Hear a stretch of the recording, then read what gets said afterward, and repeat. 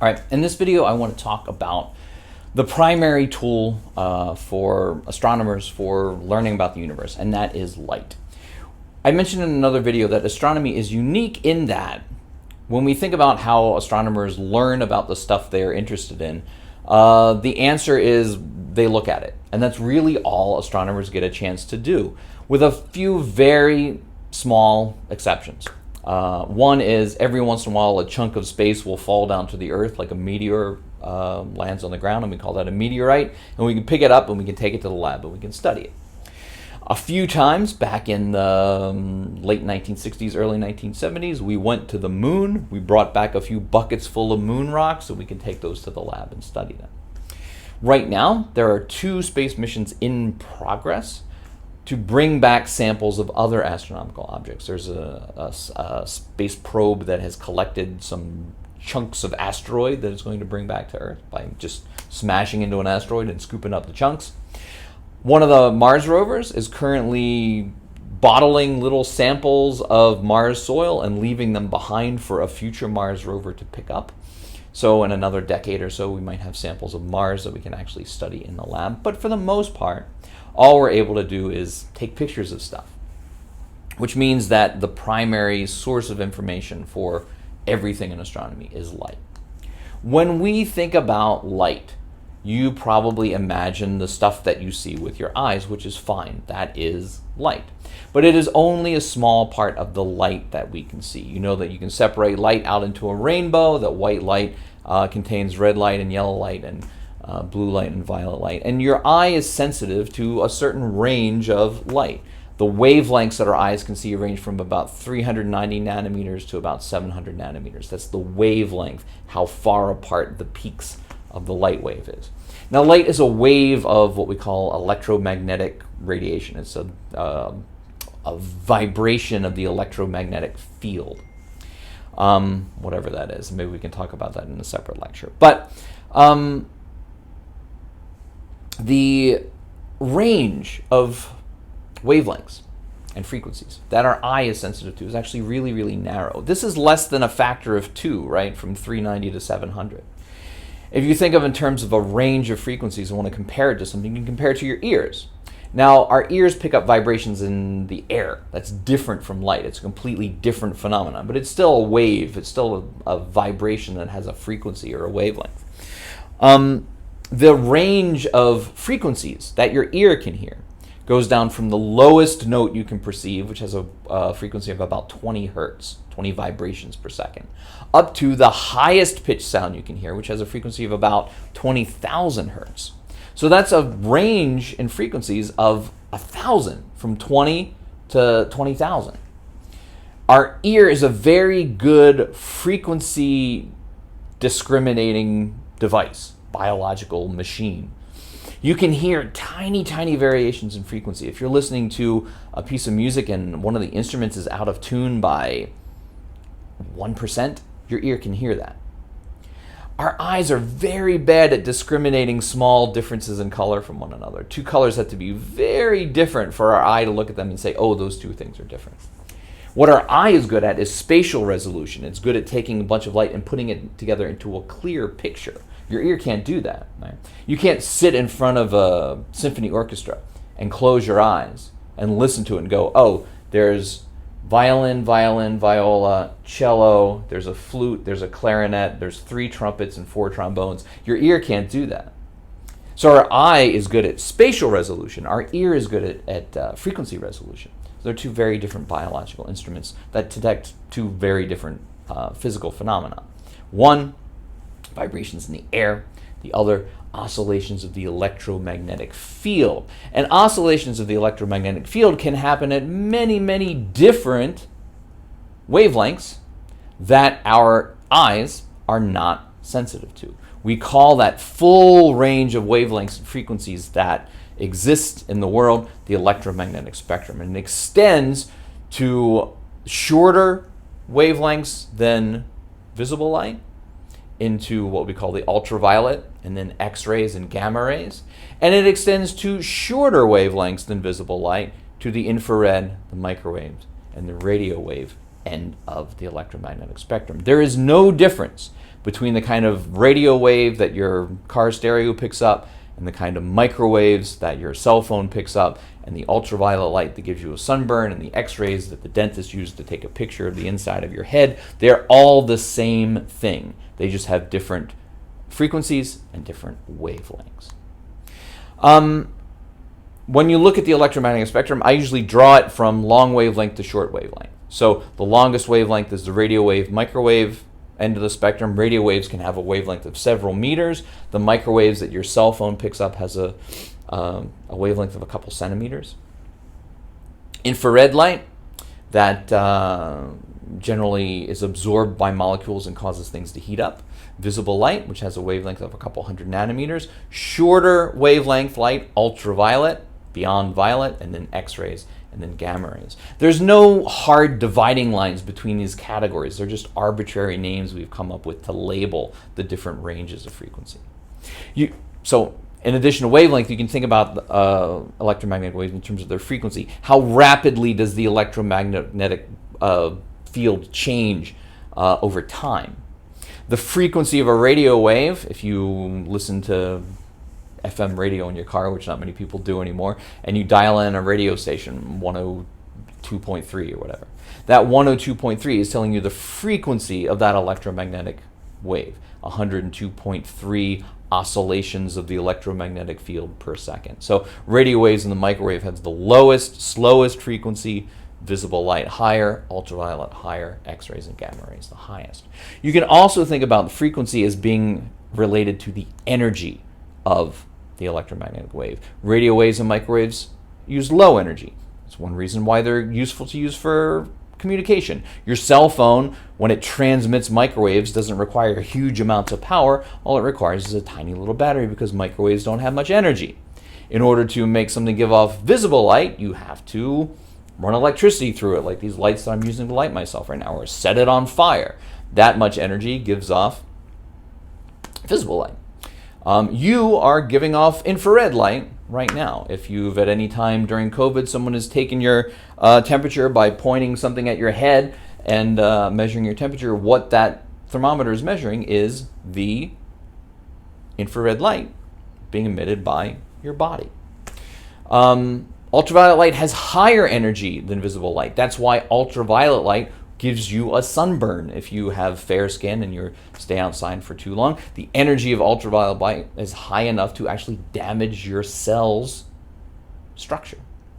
X-rays have even higher energy, enough energy to go right through your body and come out the other side, which is why we can use them to take a picture of you.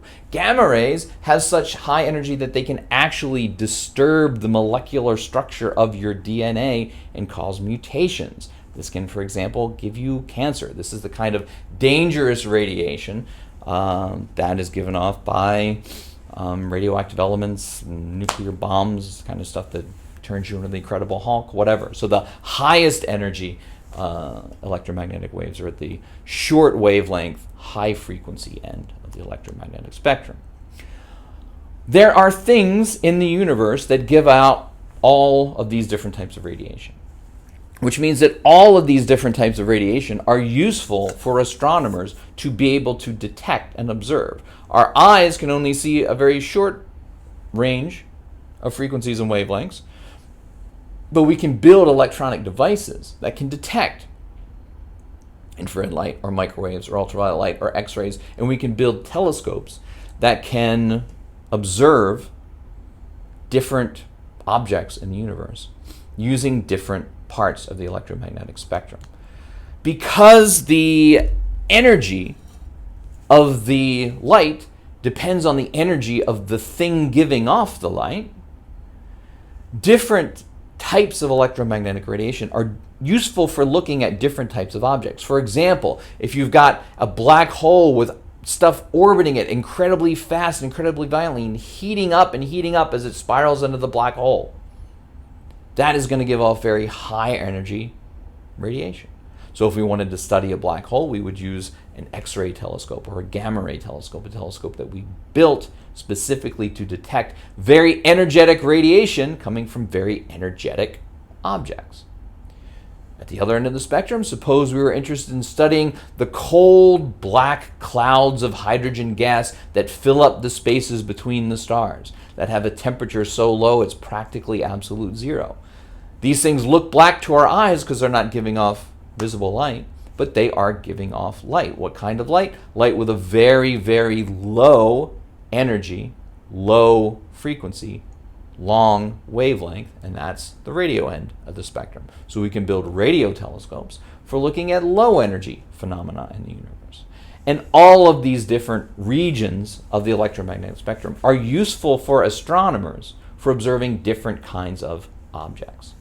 The Hubble Space Telescope, which has been hard at work for 30 years now. It was launched when I was taking the class you are taking now, undergraduate freshman level astronomy, is mostly a visible light telescope, although it does have an infrared camera as well. The newest telescope we just launched, the James Webb Space Telescope, is mostly an infrared telescope. It is looking at slightly different things than the Hubble is. So not only is it a bigger, better, more modern telescope, it is built to look at a slightly different part of the electromagnetic spectrum. I'm probably going to give you a homework assignment at some point to just do a little research on the James Webb Space Telescope and tell me what you learn about it. While all of these different types of electromagnetic radiation are useful to us, they are not all visible from down here on the surface of the Earth where we typically live. The higher frequency, higher energy end of the electromagnetic spectrum is typically blocked by electrically charged particles at the top of the Earth's atmosphere. So ultraviolet light from space and X-rays from space and gamma rays from space do not make it to the ground. They get absorbed in the upper atmosphere. Likewise, infrared light from space mostly gets absorbed in the atmosphere. I just said a little while ago that what infrared light typically, the way we typically encounter it, is it's absorbed by ordinary everyday molecules and causes them to heat up. Well, infrared light from space doesn't make it to the ground because it just heats up the nitrogen and oxygen and CO2 molecules in the air. And as a result, you can't build an infrared telescope here on the Earth. If you did and you pointed it up, all you would see is the infrared light coming from our own atmosphere. You wouldn't see space with it. Likewise, very long wavelength radio waves, more than about, let's say, 10 meters or so, are absorbed in the upper atmosphere. They're absorbed by the charged particles kind of up in the stratosphere, the ozone layer way up there. This means that the only kind of light that makes it to the ground is visible light, which we all know because we can look out at the sky at night and see stars and planets and stuff, so we know visible light makes it through the atmosphere. By the way, that's why evolutionarily visible light is the best kind of light to see. And radio waves from space with a wavelength between a few centimeters and a few meters make it down to the Earth. This means that if we want to look at space from the Earth, we have two choices of kind of telescope we can build. We can build a visible light telescope, what you think of when you think of a telescope, which is the thing you put your eyeball up to and look through. And we can build radio telescopes, these dishes that collect radio waves and focus them to a point. If you've got a Dish Network or DirecTV, the thing that you've got on your roof is a baby radio telescope. It focuses radio waves to a receiver and unscrambles them into HBO signal. When we point them at space, we focus those radio waves to a receiver and use them to create an image of the thing that's emitting the radio waves from space. That's only a small piece of the electromagnetic spectrum, though. This means that if we want to do astronomy using all these other parts of the electromagnetic spectrum, observing objects that give off light of all those other parts of the electromagnetic spectrum, we have to build machines, telescopes, and put them up in space. For example, the Hubble Space Telescope, which I talked about a minute ago, has something called the Wide Field Camera 3, which is an ultraviolet camera. It can observe not just visible light, but a little bit of ultraviolet. The Spitzer Space Telescope is a space telescope built specifically to measure infrared radiation. You can't see that infrared light from the ground because it's all absorbed by the atmosphere. So in order to watch what space is doing in the infrared, we have to put a telescope up in space. There's the Chandra X-ray Observatory, which is a space telescope that's up there right now, hard at work, observing X-ray radiation from things far away in space. And that's how we're able to learn stuff about supernovas and black holes and colliding neutron stars and very, very energetic things that happen in space. So astronomers make use of the whole breadth of the electromagnetic spectrum, although sometimes we have to get out of the atmosphere in order to do it. Our atmosphere limits us to radio and visible light. All the other astronomy we do is with space telescopes that are built specifically to see things that don't make it through our atmosphere. What we'll talk about next is what can we learn about objects just by looking at the light they give off. Yes, we can learn what they look like. That's simple.